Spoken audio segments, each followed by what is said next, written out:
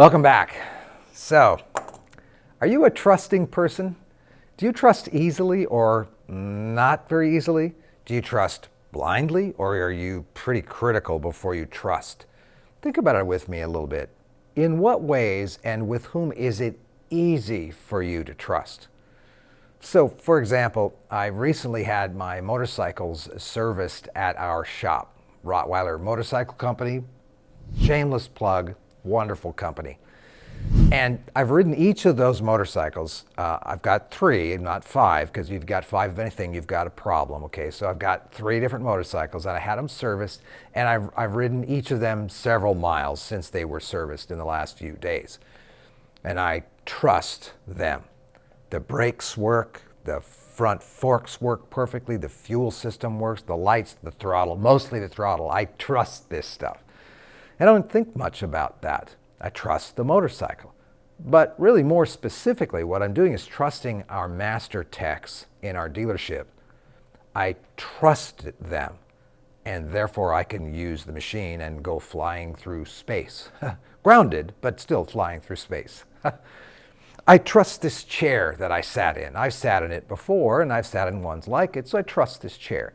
I trust Andrew to produce these videos and so that they look good and that they sound good. Simply put, trust means to rely on or to depend on. So I'm going to ask this question again. How trusting are you? A little bit of context. You remember the idea of the locus of control that we've talked about in some of our other videos? The idea is the answer to the question, where are the levers? What's the location, the locus of the control, the quality of my life and of my decisions? People have an external mindset of locus of control. That means that all the stuff that happens to them is outside of their control. If they're really good at something, it's natural. It came from their parents or their grandparents, or they live in a certain system at a certain time that makes it easy for them. It's not up to them. If it's something went badly, well, it's probably outside of them too. They had no real responsibility. That's an external locus of control mindset. An internal locus of control mindset is a mindset where I think that I am actually in control, the locus of control of much of the quality of my life and of my work and of my relationships is with me. But I really only have control over 3 things. And if I have control of those things, then I can't outsource that responsibility for controlling them. I'm responsible. I'm in control of whom I trust. I'm in control of my perspective. That's how I look at things. And I'm in control of my choices that lead to my behavior right here and right now. Those are the 3 things I'm in control of and therefore responsible for. So the first one, I'm in control of whom I trust, or who I trust if you were a grammarian. So here's the question then. Have you ever wondered why you trust or don't trust certain people? Have you ever had someone say, well, I didn't trust him from the moment I met him, or I just don't trust management, or I don't trust any politicians? Well, I saw a great sign, by the way, the other day when I went into a restaurant, on the front door of the restaurant, and it was a monkey in an apron, and the monkey was holding a sign. The sign said, "Our food is untouched by human hands." Well, I still went in and ate there because I love their sense of humor. I didn't get sick either. But you want to trust that your food is being handled well so that you don't get some kind of food poisoning and have short-term memory loss for the rest of your life. You want to trust the restaurants. And do you trust easily, or will you order sushi at a Chevron station, right? So trust simply means, like I mentioned earlier, to depend on or to rely on.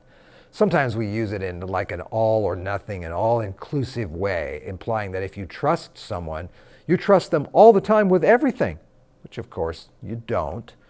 More precisely, however, when we say that we trust someone or even trust something, we mean we trust for something specific. And we have what some have come to call in psychology and sociology trust structures. These are structures about how we think and how we live, their habits even, that shape and inform our decision to trust, to keep on trusting, to stop trusting, or not to trust at all. Most of our trust structures, because individuals have trust structures, and so do groups of people like families or teams at work, and even whole companies and whole organizations have these trust structures. So most of our trust structures were built after reflexively trusting and being disappointed, or sadly in some ways damaged or hurt in some way. Then, once that trust structure is in place, I'll never trust that again, for example, we say, we're going to use that trust structure for years, often without any re-examination. It's like a knee-jerk reaction that we have. It's almost a spinal reaction we have. So when trust is broken or when trust is damaged, we experience it neurologically first and then psychologically second as a threat to our well-being. And when our threat response systems kick into full gear, they create a tremendous amount of complex and powerful memories around that. These trust structures and our threat response systems are super fast, but they're not very precise. So instead of saying, I don't trust Bob to do that, for example, I don't know, I don't trust Bob to return my chainsaw, right? We would say if Bob never returned the chainsaw or he returned it broken or filthy and dull, we would say, well, I don't trust anybody to return anything that I loan to them. So we leap in a flash from Bob and the chainsaw to humanity almost instantaneously, because our threat systems in the brain are designed to protect us from perceived threat, real or not. It's really fast. It's not very precise. It's a protective response, and it usually overreacts. So trust, again, means to rely on, and we need to trust people, especially in a complex world, and we need to trust in such a way that we can make it day to day through life. Trust exponentially expands the quality of our life and of our world. Ineffective trust structures will paralyze us or can cost us a great deal. Everything in some cases. Trust structures are an important thing, and even though you have them, you may never have thought about them. So, how do you decide to trust or not to trust? Well, that arises from your trust structures. In general, these trust structures are habits, traditions, patterns, policies even, procedures, agreements, contracts, lists that we've developed, list of people to kill, probably not that one, right? Disciplines, we have hardware we've put in place that we can trust, software, and on and on and on. These trust structures are visible, like this chair that I'm sitting in and the table that I'm pounding on right now. They are painted lines like that on a highway, for example. That's a trust structure. The highway itself, the bridge that we're going over, these are all visible trust structures. And then we have habits and expectations and culture, traditions, norms, assumptions, all kinds of mental models that are not visible structures, but they're incredibly powerful. Therefore, simply put, now think about this for a minute with me, trust structures refer to the underlying framework, if you want to think it that way, or components that shape and govern how we perceive and how we build trust. And they happen very quickly. These structures are going to encompass various factors. They have various components to them, and they contribute to the decision to trust and the ongoing maintenance of trust, or even the erosion of trust. So remember, I'm asking you to notice your own decisions to trust or to not trust, even today, even in this last week. And by noticing, look at the structure that's under that shaped the conclusion, I'm going to trust or I'm not going to trust.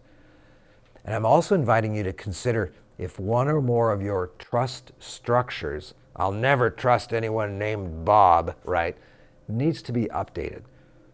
Perhaps it's time to toss it out completely, or maybe it's time to just edit it and make that trust structure more precise.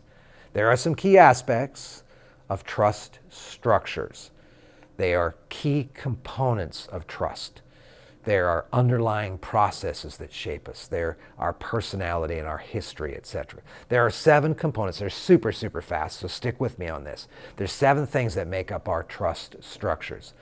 Benevolence, that's the belief or the lack of belief that someone or something intends to do good or to act in a way that benefits me and us, and then themselves simultaneously, right? That's an underlying trust structure that's a mental model. Are people out to get me or not? That sort of thing. Morality is the next component of our trust structure. It's the perception that someone is ethical and adheres to a set of predictable moral principles or not. Integrity would be the next component of our trust structure.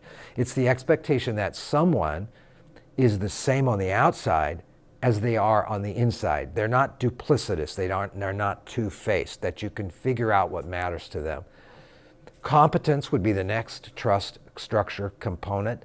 That's the perceived ability or expertise that somebody has in an area that I'm trusting them. Have they had experience? And then predictability is the next one, and that's the consistency and the reliability of their behavior over time. You add all those things together. Can I lean on them? Can I trust them based upon those things? And it's amazing how fast you and I will come to the decision about whether or not we can trust that person or that group of people or that direction that's happening. And then you add to that the emotions that we've got. Do I feel safe? Does my spidey sense say this person's not trustworthy and that person is? Again, that is all based upon experience that we've had, and our experience is huge. So there's a quick look at the trust structures that you and I use to decide if we should trust. How much of your work and your life has been shaped by your decisions to trust or not trust? I'd like to suggest the answer is all of your work and your life. All of it has been shaped dramatically by your trust structures. So maybe it's time to do a little experiment. The next time something fails or falls apart or goes poorly, look at your own trust structures, because remember, you're responsible and therefore in control of 3 things. The number 1 thing is whom I trust. What and who were you relying on when that thing fell apart? To quote Dr. Phil, how's that working for you? Have you hired somebody who turned out to be a cultural terrorist on your team? Have you promoted somebody who was an epic failure? Have you agreed to take on a project and it turned out to be way over your head? Have you taken advice from someone that made things a lot worse? Have you doubled down on that energy supplement and then you haven't had a good night's sleep in months, and you have nightmares all the time? Well, maybe you shouldn't have trusted what they said about that energy supplement. And on and on and on it goes. Take a look at your own trust structures. After all, you're in control and therefore terrifyingly responsible for choosing who you trust and what you trust them for.